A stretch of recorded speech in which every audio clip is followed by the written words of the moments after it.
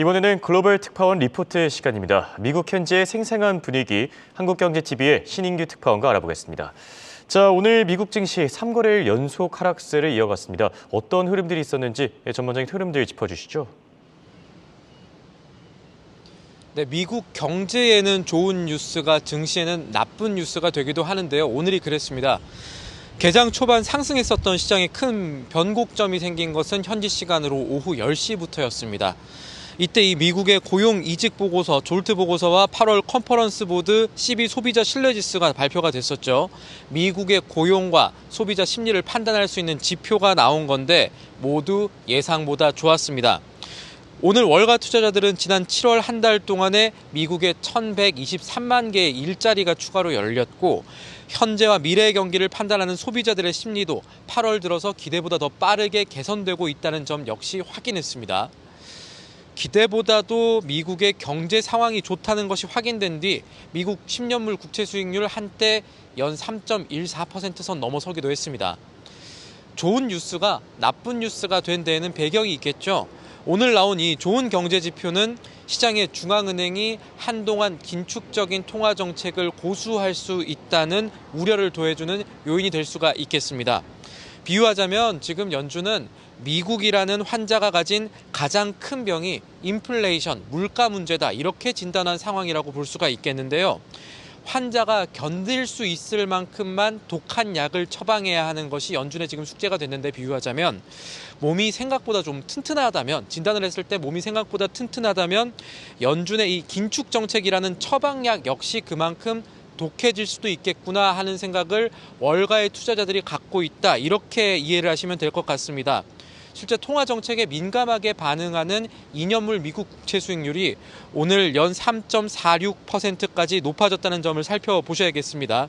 지난 2007년 이후에 2년물 국채 수익률이 이렇게 높아진 적은 없었습니다. 여기에 더해서 이 존 윌리엄스 뉴욕 연은 총재가 금리 인상 경로에 대한 또 다른 매파적인 발언을 한 점도 잭슨홀 미팅 이후에 연준의 기조를 보여준다고 할 수가 있겠습니다. 윌리엄스 총재는 월스트리트와의 인터뷰에서 높은 인플레이션에 대처하려면 단기적으로 미국의 기준금리를 3.5% 선까지 올린 다음에 이를 한동안 유지해야 한다라는 입장을 밝혔는데요. 이것은 지난 6월에 연준이 FOMC에서 경제 전망 요약 SEP 내놨을 때 연말금리 예상 중위값이 연 3.4%였다는 점과 비교해서 같이 생각을 해보셔야겠습니다. 시간이 지날수록 연준의 예상금리 경로가 높아질 수 있다는 점을 월가의 투자자들이 생각하고 있는 겁니다. 자, 이렇게 매파적인 발언이 이어지면서 금리 인상에 대한 불안감 계속 커지고 있습니다. 통상 금리 인상 시기에는 기술주들이 크게 흔들릴 수밖에 없죠. 올해 들어서 기술주들 모처럼 고개를 못 들고 있는데 월가의 전망은 어떻게 나오고 있습니까?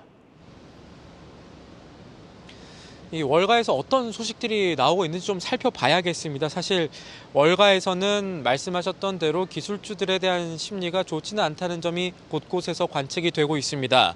어제 AMD가 이 테크데이를 열고 라이젠 7000번대 그러니까 새로운 고성능 라인업 제품군들을 발표하기도 했지만 주가 측면에서는 호응을 이끌어내지 못했고요. 이 루시드와 리비안과 같은 이 전기차 신규 기업들은 현금이 없어서 신주 발행을 통한 자금 조달을 준비하고 있다는 소식이 월가에서 들려오고 있습니다. 그리고 반응도 사실은 좋지는 않습니다.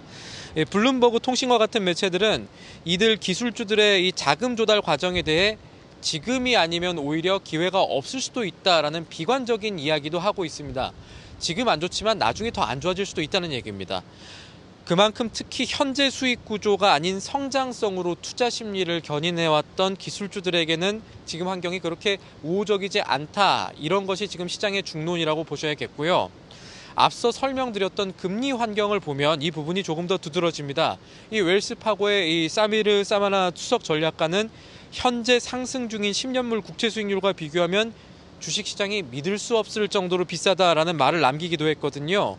이 시장의 우려가 과도한지 혹은 우려만큼 과도한 것은 아닌지가 이 단기적으로 이 투자 심리 관련해서 기술주들의 흐름에 변화를 줄 수는 있겠지만 지금은 다른 섹터와 비교했을 때 기술주들에게 조금 더 우호적인 요인을 찾기는 쉽지 않은 상황입니다.